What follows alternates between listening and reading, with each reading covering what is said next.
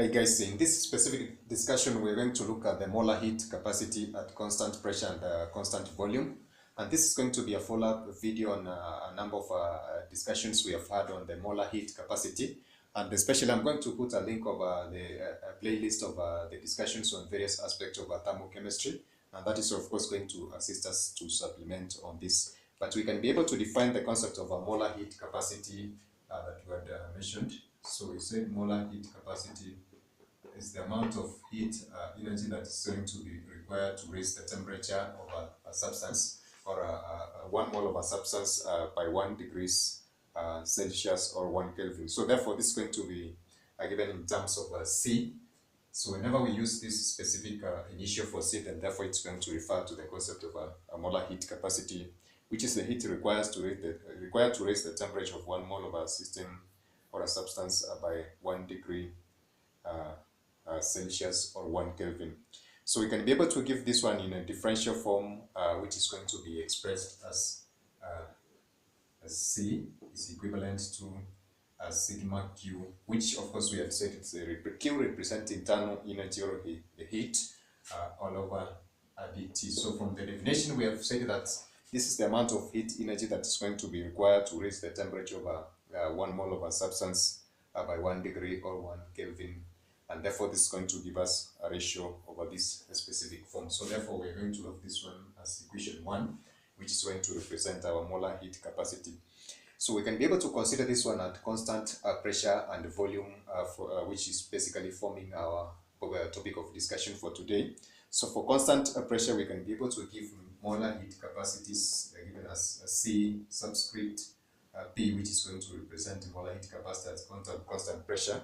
And this one can be given in terms of a sigma QP all over dt, whereby dt is the change in temperature, and this is going to be the change in heat energy respectively. So this is going to form our equation number 2. And of course we can be able to see that from this we had had a previous discussion on the concept of a change in heat and a constant volume.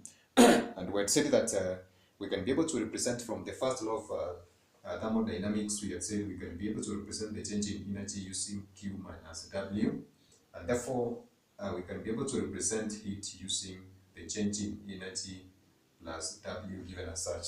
And for the case of expansion and contraction, or expansion and compression of a gas, we had said that we can be able to give work in terms of the product of pressure and change in volume. And in this case, if we are trying to consider the case of course a constant volume, we are going to see that for the constant volume, this specific aspect of work and therefore is going to be equivalent to 0. So therefore we are going to see that we're going to consider the case of a delta. Just to reduce the space, we are going to consider the case of a delta for a constant change in of course what I've referred to as volume. We're going to represent this one as delta QV, and this is going to be given as delta E given as such. So this implies constant volume, and from the first law of thermodynamics, then therefore the second aspect of W, we can be able to do a substitution for this one given as P delta V, where delta V is going to be equivalent to 0. So therefore this is going to reduce into an equation of this form. So therefore for a smaller and infinitesimal change in the quantity of heat, this is going to imply the change in internal energy given as delta E. So therefore we can be able to represent also the change in molar heat capacity under constant volume, whereby we're going to give it in terms of CV is equals dE all over dt. And of course this implies that the value for dE is going to be given as CV dt, and this is going to form our, let's say this is going to form our equation number 3, and this is going to form our equation number 4 given as such. So therefore we can be able to represent the change in E under constant volume using this particular derivation of this specific relationship that I've given.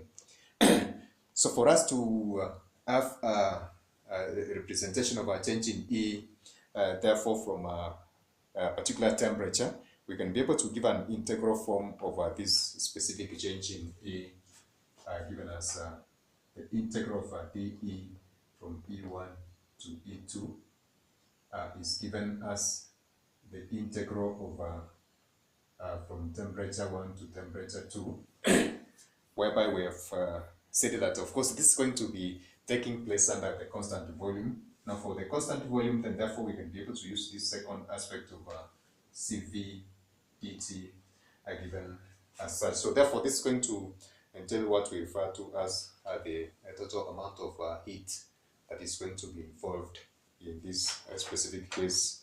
And therefore, we had said that this aspect of delta E can be represented using delta E is equivalent. And this is the change in internal energy. It's given as E2 minus E1 respectively. So therefore, this is going to imply dE. Therefore, we can be able to give this one as delta E is equivalent to the integral from T1, T2, Cv dt, given as such. And therefore, if we try to look at this for if this constant, the molar heat capacity as constant volume is going to be independent of temperature, we can be able to represent Cv, which is a change in molar heat capacity under constant volume, or we can be able to give the change in energy,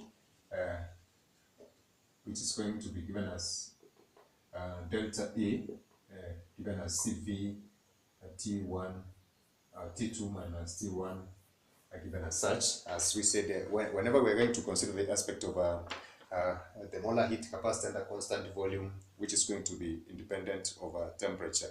Now, from our first derivation of the concept of internal energy, we said that we're going to realize this particular aspect of the thermodynamic property of a system, which was the summation of E plus PV. And we said that this is going to entail what we refer to as a state function, which of course we refer to as enthalpy. And we said that we can be able to give this one an initial of H given as such. So this extensive property, of course, can be considered in the case of the change in enthalpy, whereby we have said that we can be able to give this particular change in enthalpy in another form. So let's consider the case of a change in E in this specific case, and this is going to be given as delta E plus P change in V, given as such. And of course, this one was going to be given as E2 minus E1, given as such. Of course, this is going to represent the change in internal energy. So if we try to consider this particular aspect of change in enthalpy, therefore we can be able to represent this one in terms of H2 minus H1, representing, of course, the change in internal energy, which basically represented enthalpy. So therefore we are going to have this one representing the change in heat under constant pressure, whereby the volume is going to vary by delta V.